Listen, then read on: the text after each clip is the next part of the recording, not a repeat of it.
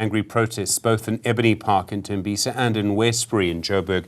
Residents are furious they don't have water again, despite the big promises that their problems would be fixed. Earlier this week, other parts of Joburg were without water because of pumping capacity problems. Just a reminder that currently the Vaal Dam is 105.9% full. The Sterkfontein Dam is 99% full. Dr. Ferial is the head of Watercan, the NGO that monitors these problems and provides solutions where it can. Dr. Adam, good afternoon to you and thank you for your time. You and I had the same conversations at exactly this time last year. And back then, the Vaal Dam wasn't quite as full as it is now, but we still have full dams and no water in Westbury and Ebony Park. We seem to be having the same kind of problems.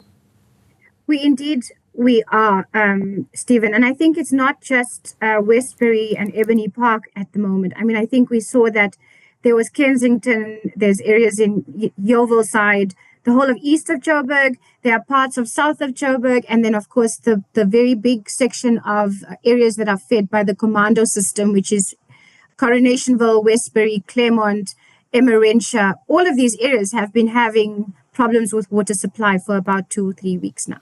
What seems to be the issue? Is it a pumping capacity electricity problem?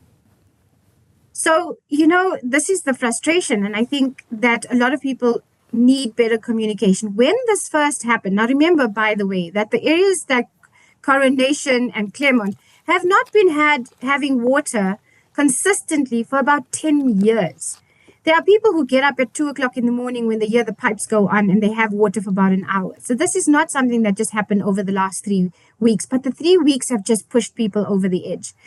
And what we're seeing is, firstly, we were told that there was a problem with some of the reservoirs. There was a problem with the Crosby pump station. And there's always something. But today, in trying to get an understanding of what's going on, we have no idea. We keep asking, and we were even told that apparently the issue lies with Rand Water because they're not pumping. I communicated with the CEO and he said, no, Rand Water is pumping, but we don't have more information than I presently have. And that's causing people to be even more angry. From your knowledge of the water systems, what could be going wrong then? So we know that there's less load shedding this year. We can see out for ourselves what that does. Could there be something else going on? I mean, could there be, I don't know, a problem with the pipe, burst pipes? Could it be not enough chemicals? So I don't think it's a burst pipe. I think that it might be more mechanical. It might be a pump station. It could be at the Rand Water side or the Joburg Water side, and we don't know. But I also think, Stephen, the other challenge we have, right, is a lot of those areas.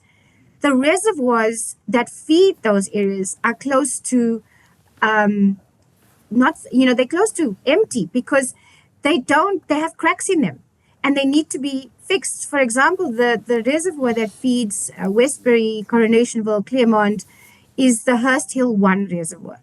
That reservoir has a very big crack in it. Everybody knows about it. And the water's bypassed. And that is why it's very strange.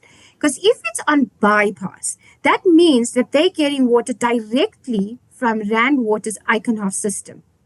So there shouldn't be an issue of no water, but they don't have water. So what is causing that? Is it a blockage? Is it a closed valve? There could be numerous issues. The Hurst Hill 2, you have a reservoir that only fills to 40%, feeding a large population, where for decades, for at least a decade, the city of Joburg hasn't planned well to take into account the growing population. So obviously that water is going to go very quickly. There's no storage. And the same situation on the east of Joburg where those reservoirs are not working well. So you've got the reservoirs, that's the ownership of city of Joburg through Joburg Water. And then you have the pumping from the Ekurhuleni pump station where we don't know what's going on. So if you don't know, and as I understand it, you are an expert on these systems, and I struggle to ask this question, but I feel that I must. Is it possible that the officials in charge of the system, the people who actually have to manage it themselves, are at a bit of a loss, that maybe they don't know where the problem is, and that's one of the reasons why they haven't told us? I think that would be a better scenario than just going silent when things hit the fan. I think that it's such a crisis situation right now. We need more voices from all levels of government. But what has happened is they're silent. And it's not the first time that they do this. Every time we go through a very tough period, they go silent and they say, no, we are communicating. We're sending things on our channel. We're sending things on WhatsApp. It's not enough. When it gets to this crisis level where police are opening fire on protesters, etc., then you need to have a little bit more voices coming on stage and actually talking about what's going on. So that's my concern. The other challenge is I sent messages this morning, Stephen, to a whole range of people to say, what is going on? What is going on? This is the protest. This is what's going on. I haven't received any possible answers yet. So, I mean, we have this situation always at this time of year. Has anything changed between last year and this year that should have prevented this from happening? Or maybe I should put it another way. I know that you're involved in various committees in Joburg. You're one of a group of people that are trying to improve the situation. Are we going to see exactly the same thing happen next year? I suppose it's impossible maybe for you to answer because there's so little information, Dr. Adam. It's not impossible to answer, actually, Stephen, because if the Joburg Water does not get the budget that they require to fix the issues, then this will be continuing and it will get worse and it will be longer periods where we have this kind of outages and intermittent supplies. So unless you have real ring fencing, because, we talked about ring fencing of the budget for water and sanitation.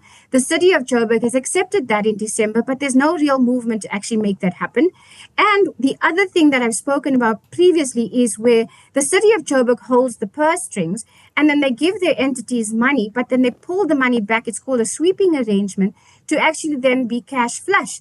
The problem with that is they're taking the money for longer than 24 hours. So that becomes a challenge because then the entities can't pay the contractors. It's why the Brixton Reservoir, work on the new Brixton Reservoir was on hold.